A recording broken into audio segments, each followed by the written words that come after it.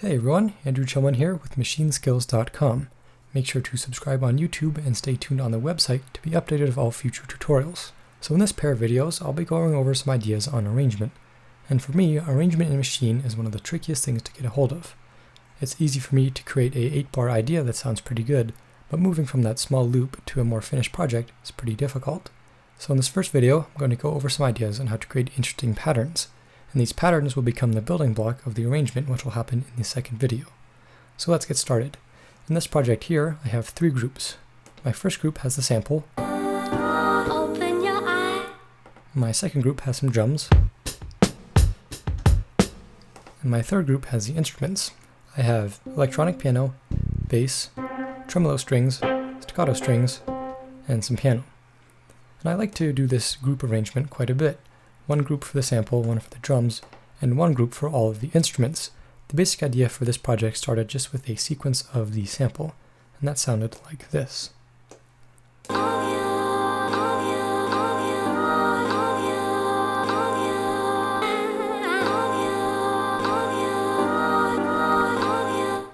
that sounded pretty good to me, but I thought if I had that whole thing playing for the entire length of the track, it could get pretty boring. So what I did was create a new pattern, start from scratch, and recorded a totally different sequence using the same slices. Open your eye, open your eyes. Open your eye. So it has the same sort of vibe as that first pattern, but it sounds interesting and new. So I could see I could switch between those different patterns to keep things interesting. I could also see this track splitting into sort of 2 sections. I had one section governed by this first pattern, and then another section, kind of a little bit slower, that has this pattern. Open your eye, open your eyes. So I wanted to create those 2 sections, and in Maschine you can do that using scenes. So in my first scene, I selected my main pattern. Then I created a new scene on this empty pad here, and loaded up the different pattern with the sample. Open your eye, open your eyes. So now anytime I want to select different sections of the song, I can just use these 2 scenes here. So scene 1, again, is that main section, and scene 2 is a little bit slower. So that's one way to keep things interesting, is have different sections that are completely different based on the sequence of the sample. So I had all that ready, and I was ready to move on to drums. So I started on my main section here, moved over to my drum group, just recorded a basic drum pattern to fill in the gaps.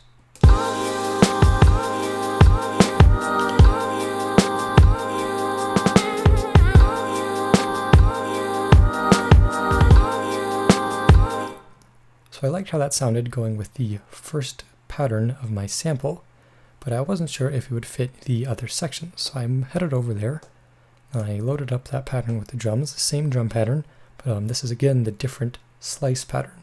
Open your eye, open your eyes. And I thought that could probably work, but I might want to try something a little bit different. Again, these slices kind of gave me a slower feeling to them. So what I did was I duplicated my drum pattern, took out my hi-hats, and then added in a ride cymbal down below. Open your eye, open your eyes. Open your eye, open your eye. And to me that sounded a little bit more fitting. You have that slower feeling to it, that ride cymbal, and it makes things sound a little bit more interesting. So again, we have this first scene here that has the main drum pattern going. The second scene here that has a slower variation of the sample as well as the drums. Another thing I like to do is keep transitions in mind. So when moving between these 2 scenes, things might sound a little bit choppy. So I decided to test that out.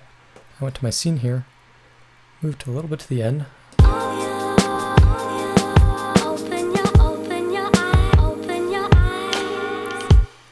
That didn't sound too bad, but I thought I could make it sound a little bit better.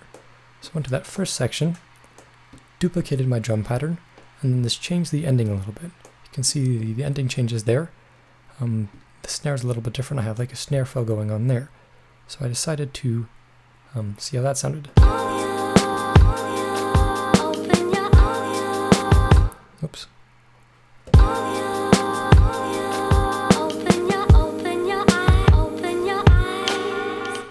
So things are sounding pretty good at this point. I have 2 sections with drums in the sample, as well as a pattern that I can use to transition between them. So I'm going to go back to my first scene here, And I don't need the transition pattern right now. That'll only come in during arrangement when we want to switch between the two sections. At this point, I wanted to work back with the samples. So I headed to my group A back here, and I just duplicated my original pattern and did some automation. If you're not familiar with that, I will put up another video on how to record automation, but this is just going to use the filter, and this will add some nice, interesting effects on this pattern here.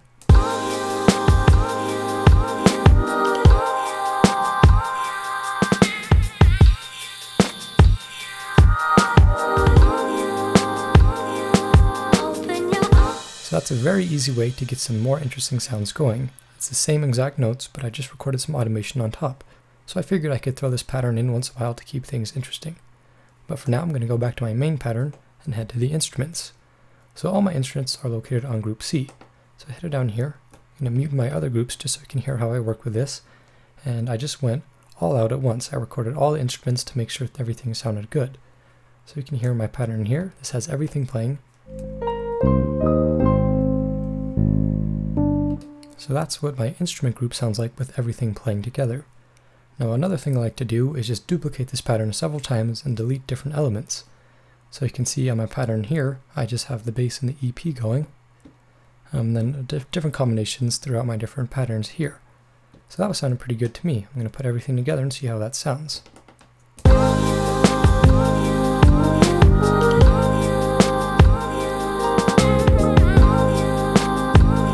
Now again, we have the second section that we need to work on.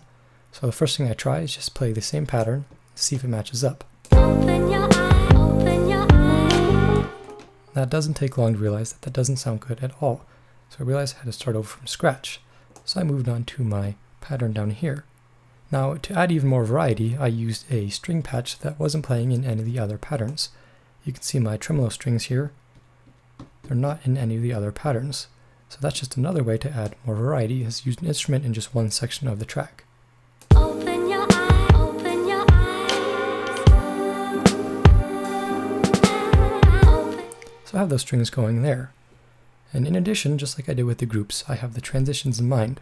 So at the end of this pattern, I decided to add in some staccato strings that will make the transition back to the main section a little bit more smooth. Open your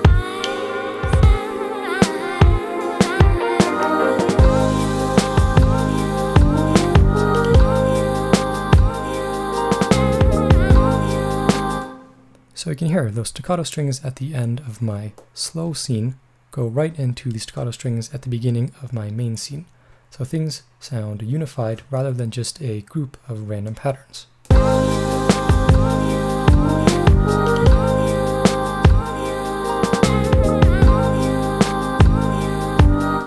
me, everything is sounding pretty good. I think I have several interesting patterns that I can work with. One thing to keep in mind when you're working with all these patterns is to keep everything labeled clearly.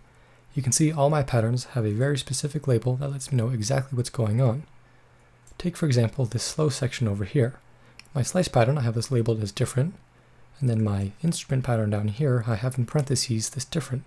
And to me, this shows that this pattern only works well when the slice pattern up here is playing, so these sort of come as a package. I could also do the same for these drums here, because they're kind of tailor-made to this slow section, but drums can often work in places where instruments can't, so I decided not to do that there. You don't have to use the exact same techniques that I do, but come up with a familiar system so you know exactly what's going on in your patterns and where they'll sound good. This will make arrangement much easier. It may seem that this video is extremely specific to the project that I'm working on, and I can understand that. However, there are some overall techniques that can be applied to any project, including the ones that you're working on. Like you did with the sample slices up here, you can create new patterns by completely starting from scratch and sequencing in new slices. You can also add automation to make things sound interesting. Like you did with the drums, you can duplicate different parts, delete different elements, and then add new ones in. This will keep it sounding more interesting because new elements come in and out as the drums progress. It's also important to keep transitions in mind. You can have several different sections of a song that all sound interesting, but to make it sound unified, you need transitions and drum fills at the start and end of each pattern. And just like we did with the instruments, you can start with one very full pattern and then delete elements to create new and interesting patterns. When it comes time to arrange, we will add all these elements in one by one and finally end up with a very full sounding track. I hope this video gives you some ideas on where to go with your own projects. Remember, Right now we just want to create as many interesting patterns as possible. In the next video, we're going to sift through all these patterns and create an interesting and coherent track. Stay tuned.